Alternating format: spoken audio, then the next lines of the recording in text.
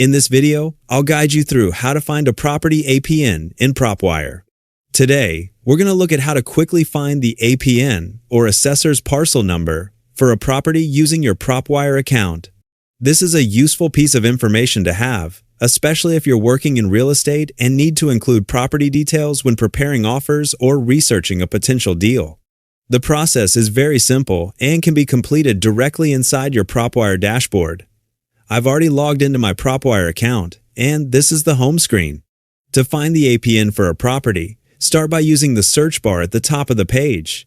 Click inside the search area and type in the address of the property you want to look up. Once you enter the address, the property should appear in the search results.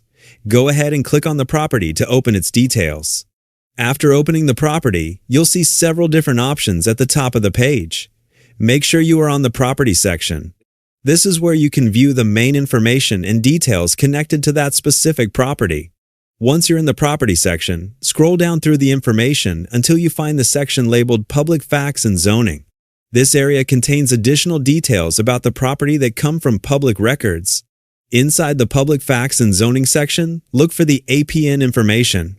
The APN will be listed right there, along with the other property details. This number is the unique identifier assigned to the property by the local assessor's office. And that's all there is to it. Finding the APN for a property in PropWire only takes a few clicks once you know where to look. Whether you need it for sending offers, researching properties, or keeping your records organized, this information is easy to access directly from the property details page. If you know another way to find an APN in PropWire, feel free to share it.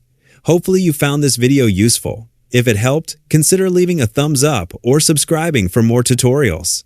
Thanks for watching, and I'll see you in the next video.